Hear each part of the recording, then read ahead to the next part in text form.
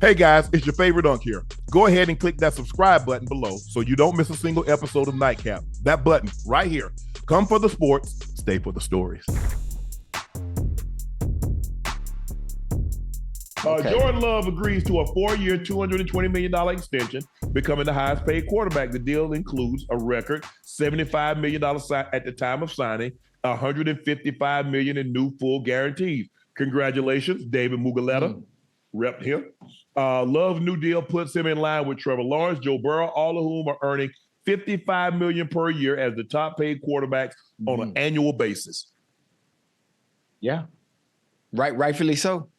Rightfully so. If you watched him last year, if you watched him close, even though he's only in his third year, if you watched him close enough, he's well deserved. He's well deserved. Listen, his command of the offense, his ability to throw any and every throw, regardless of what hash they're on, his ability to extend plays.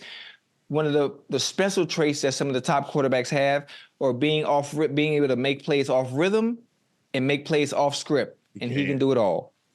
He can do it all. So this contract is warranted. It's a good thing they got him now.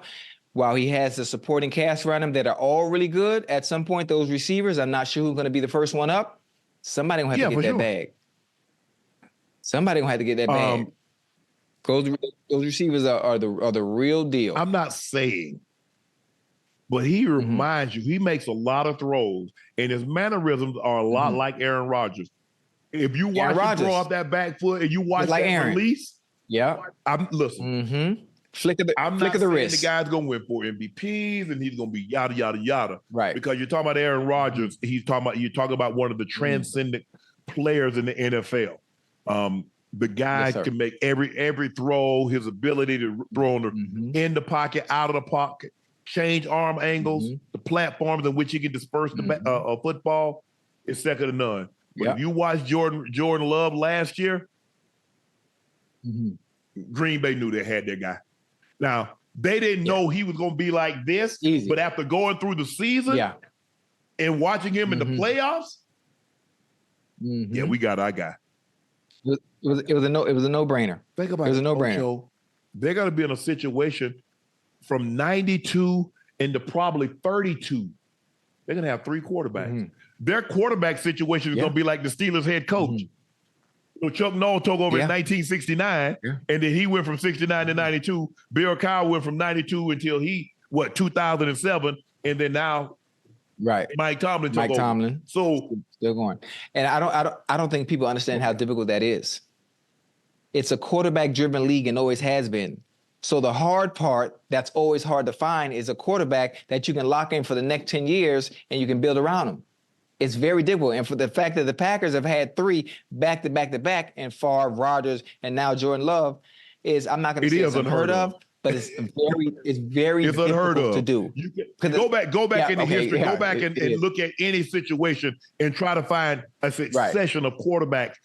Because even if you say Montana and Young, when Young took over, he was done by 98. Concussions had forced him out, so he only really had 5 years. Yeah, they forced him out. Right. And then they went to Jeff Garcia, and then they went to a lot of but no, they went to Elvis Gerback first. They went to Gerback, then Garcia, and then they had a lot of other guys down the line.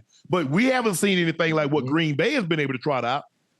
No, not like that. MVPs back to back.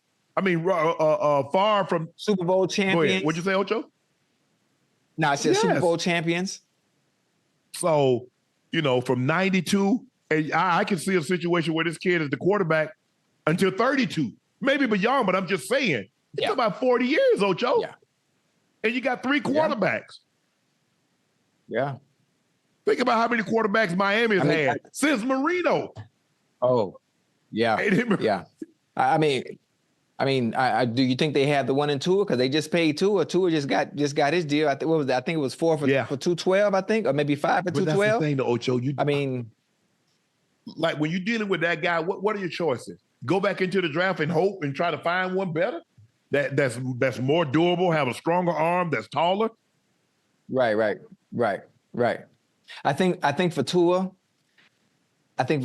what's important for him, and I consider what he's able to do in the Dolphins offense, I think it's perfect for him. Having Mike McDaniel, having Waddle, now having OBJ, having Cheetah. All you're having to do is facilitate the ball, hand the ball off. You know, I'm not saying his job is easy, but the supporting cast he has around him, he doesn't have to do much because everyone else around him is so good. Everyone around him is so good. A similar situation to that, I can attest to Brock Purdy as well. Brock Purdy is good. What they ask of him to do is, but again, supporting cast. You got Ayuk, you got Debo. You had the best left tackle in the game. You got Christian McCaffrey in the backfield. You got Kittle. What you have to do, just facilitate. Don't turn the ball over. And every time, if you can do that and not make mistakes, you'll be in contention year in and year out. The Raiders thought it was a good idea to make fun of Patrick Mahomes. Let's take a listen to the sound, Ocho. I'm here. I'm here. I'm here.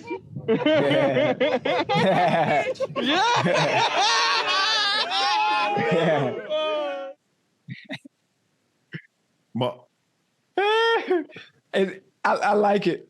I like it. It's good for the game. Even though it's the two-time Super Bowl, three-time Super Bowl winning champ quarterback. It's a division game. MVP. You know, two-time MVP. Let's have some fun. Antonio Pierce is now the new head coach. It's a new Raiders team. It's a new era for them. Now all you have to do now, you're making fun of the quarterback now. Now you got to show up. Time to play. That's all you got to do. And if I'm not mistaken, the Raiders, what they went 1-1 last year. They beat them on Christmas. Division. They sure did. Yep, sure did. But hey, I like it. Me as a player, from a competitive standpoint, you know, we know how good they are over there. But hey, now if you're gonna talk it, now you got to walk it. I ain't stirring up no hornets nest. You got to back it up. You got to back it up. If you notice, I ain't never say nothing about to Reggie White. I ain't say nothing to Bruce Smith. I knew who to bother. You don't want the problems.